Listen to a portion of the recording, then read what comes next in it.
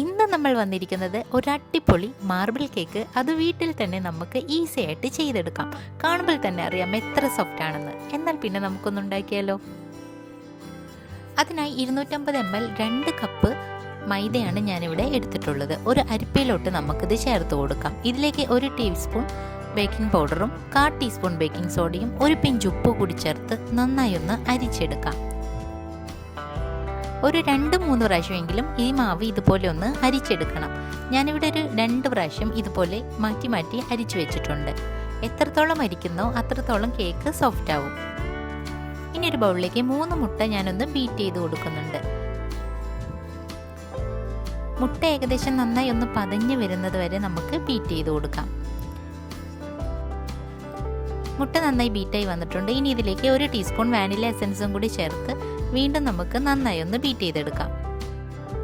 അങ്ങനെ ഒരു 3-4 മിനിറ്റ് ഞാൻ മുട്ട നന്നായി ഒന്ന് ബീറ്റ് ചെയ്തെടുത്തിട്ടുണ്ട്. ഇനി ഇതിലേക്ക് ഒരു 1/2 കപ്പ് പഞ്ചസാര, പൊടിച്ച പഞ്ചസാരയാണ് ഇതിലേക്ക് ചേർത്ത് കൊടുക്കുന്നത്. കുറച്ചായിട്ട് വേണം ചേർത്ത് കൊടുക്കാനായിട്ട്. ഞാൻ 2-3 പ്രാവശ്യമായി ചേർത്ത് നന്നായി ബീറ്റ് ചെയ്ത് കൊടുത്തിട്ടുണ്ട്.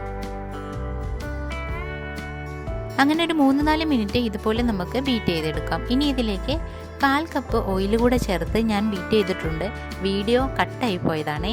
അപ്പോൾ 1/4 കപ്പ് ഓയിൽ കൂടി ചേർത്ത് കൊടുക്കാനായിട്ട് നിങ്ങൾ ശ്രദ്ധിക്കണം.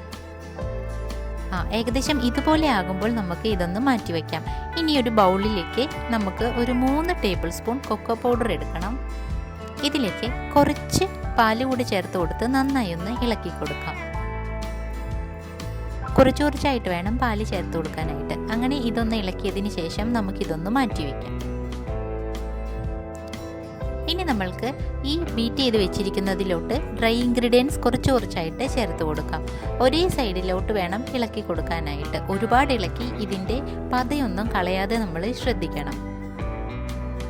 ഒരു 3-4 പ്രാവശ്യമായിട്ട് നമുക്ക് ഇത് ചേർത്ത് ഇളക്കി കൊടുക്കാം. ഒരുപാട് കട്ടിയായി വരുന്നത് കണ്ടാൽ കുറച്ച് നമുക്ക് പാല് കൂടി ചേർത്ത് കൊടുത്ത് ഇളക്കാവുന്നതാണ്.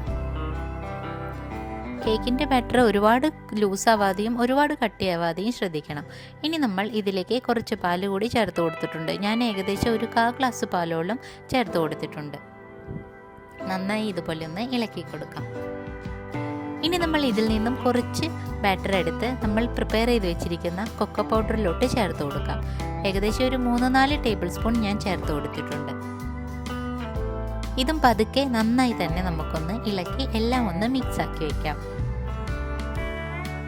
അങ്ങനെ 2 ബാറ്ററും റെഡിയായി കഴിഞ്ഞു. ഇനി ഒരു കേക്ക് ട്രേയിലേക്ക് കുറച്ച് എണ്ണയിൽ മൈദ പുരട്ടി ഇതുപോലെ ഒന്ന് ടാപ്പ് ചെയ്ത് കൊടുത്തിട്ടുണ്ട്. ഇനി ഇതിൻ്റെ ഫസ്റ്റ് ലെയറായിട്ട് നമുക്ക് വാനിലയുടെ ചേർത്ത് കൊടുക്കാം.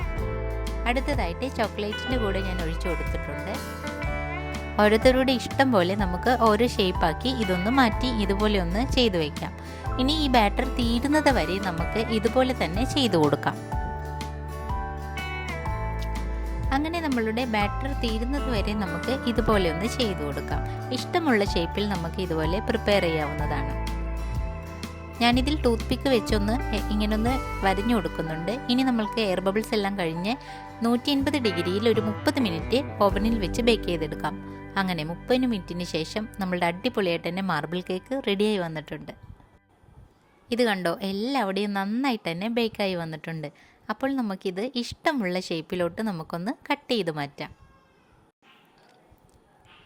അങ്ങനെ നമ്മൾ വീട്ടിൽ തന്നെ എല്ലാവർക്കും ട്രൈ ചെയ്ത് നോക്കാൻ പറ്റാവുന്ന ഒരു അടിപൊളി മാർബിൾ കേക്ക് ഉണ്ടാക്കി കഴിഞ്ഞു. അപ്പോൾ വീഡിയോ ഇഷ്ടമായാൽ തീർച്ചയായും എല്ലാവരും ഒന്ന് ട്രൈ ചെയ്ത് നോക്കണം.